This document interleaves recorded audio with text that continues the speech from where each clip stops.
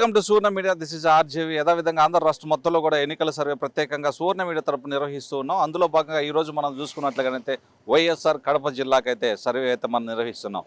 దీన్ని సర్వే అని చెప్పే కంటే మాత్రం ప్రజల యొక్క అభిప్రాయం ఏ విధంగా ఉంది అనేటువంటి స్పష్టంగా తెలుసుకునేదానికి వచ్చాను అనమాట. సర్వే అని కూడా అనొచ్చో అనకూడదో మనకు తెలియదు, కాకపోతే ప్రజల అభిప్రాయం తెలుసుకోవడానికైతే మనం వచ్చేసాం అనమాట. అందులో భాగంగా ఇక్కడ వైఎస్ఆర్ జిల్లాకు సంబంధించి వైఎస్ఆర్ కడప జిల్లాకు సంబంధించి అనేక రకాలైనటువంటి వ్యక్తుల దగ్గరికి వెళ్ళి మనం సర్వే అయితే నిర్వహిస్తున్నాం. అందులో భాగంగా ఇప్పుడు మనం చూసుకున్నట్లయితే బద్వేల్ అనేటువంటి నియోజకవర్గంలో ఇక్కడ మనం చూస్తే గోపారం అనేటువంటి మండలానికి అయితే మనం ఇచ్చేస్తున్నాం. సో ఇక్కడ ప్రజల యొక్క నాడు ఏ విధంగా ఉందో ఇప్పుడు మనం తెలుసుకుందాం.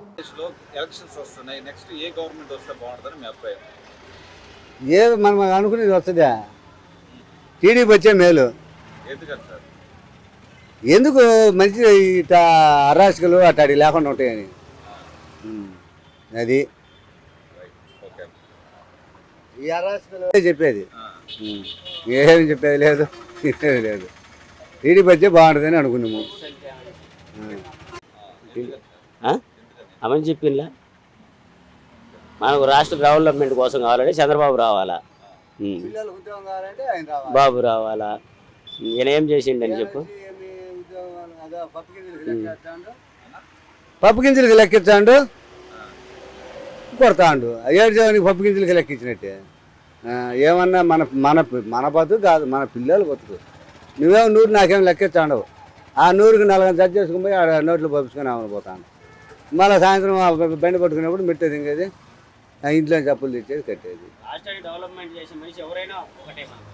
వాళ్ళనే మనకేం 18 అయితే ఆటో తోలుకాను నేనేమో అది. ఫస్ట్ నుంచి ఎన్టీఆర్ ఉన్న కాడి నుంచి తెలుగుదేశం, వేరే పార్టీ లేదు. ఎందుకని? రామారావు అభిమానం. అదే అప్పుడు చిన్న వయసు నుంచే మేము రామారావు అంటే ఇష్టం, అందుకని తెలుగుదేశానికి వేస్తాం, వేరే పార్టీ లేదు. స్వామి ఊరికొరికి చెప్పాలని నేను ఎప్పుడు కష్టపడతానే ఉండా. ఇప్పుడులే అప్పుడులే. వాళ్ళు ఇచ్చింది తినింది నేనేమి అనగిపించింది ఏం లేదు, ఈయన ఇచ్చింది అనగిపించింది నేనేం లేదు.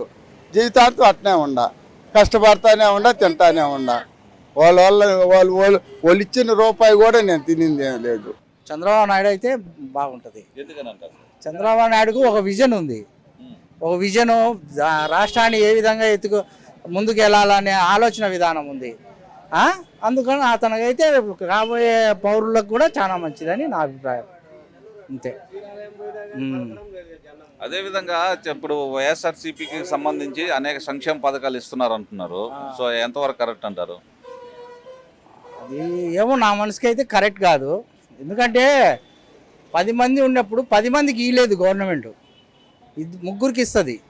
ఆ ముగ్గురు 7 మంది ఏమవుతారు? నాకు ఇవ్వలేదు అసంతృప్తి వస్తుంది. ఈ రకంగానే అసంతృప్తి. సంక్షేమం అనేది ఎందుకు ఇవ్వాలా? అవసరమేమి? సంక్షేమం ఎందుకు ఇవ్వాలా? ఏమైందని? రాష్ట్రానికి ఏమైంది? మనుషులకి ఏమైందని? ఎందుకు ఇవ్వాలా సంక్షేమం? అట్టిచ్చే కదా. ఇప్పుడు ఆ రోజు ఇందిరాగాంధీ ప్రభుత్వంలో అన్ని సబ్సిడీలు ఇచ్చింది, అన్ని దాంట్లో సబ్సిడీ. లాస్ట్కు ప్రభుత్వం ఏమైపోయింది? ఇబ్బంది పడిపోయింది. సంక్షేమం అవసరం లేదు నాకు తెలిసి. అందరూ సంపాదించుకుంటున్నారు. 10 రూపాయలు అందరికాడ ఉంది. ఇప్పుడే మాట్లాడు, ఒక అడుగునే ఆమె కాడ 1,00,000 రూపాయలు ఇప్పుడు ఇస్తుంది అంటున్నారు. అట్లా అవును, అంతే. పొలిటికల్ గురించే నేను చెప్పేది. అదే. నెక్స్ట్ ఎవరు సీఎం అయితే బాగుంటుందని మీ అభిప్రాయం? మీ అభిప్రాయం చెప్పండి. దౌర్జన్యం ప్రతిపాలన అని అంటున్నారు. ఒకరి స్థలానికి ఒకరు పోయేది, దౌర్జన్యం చేసేది, ముందు ఎవరున్నా వాళ్ళకి అనుకూలమైన వాళ్ళని పంపించేది, ఎన్నికల్లో వీళ్ళు కొనుక్కునేది, పోలీసు వాళ్ళు దాడులు చేస్తున్నారు. అదేం ప్రభుత్వం అంటే చెందిన వాళ్ళకి చెందింది. ఆయన సొమ్ము జగన్ చందలు లేకుండా పోలే. 45 వాళ్ళకి చెందింది. ఇసుక తోలుకునేదానికి లేకపోయా, ఒక మట్టి తోలుకునే పూరీలు కట్టేదానికి లేకపోయా, చెందిన వాళ్ళకి చెందలే. కరెంటు మీటర్ ఏమన్నా 30,000 అంటున్నారు. ఇవాళ కరెంటు మీటర్ లేదు, ఆయన ఇచ్చిన కొంపకే లేదు, పలకడంలే. నాకు ఒక 10,000 ఇచ్చారా లంచం అంటున్నారు. తెలుగుదేశం వస్తే బాగుంటుంది అనుకుంటాను. తెలుగుదేశం వస్తే బాగుంటుంది. ఏమో ఇక మాకు అనిపించింది అట్లా. అవును.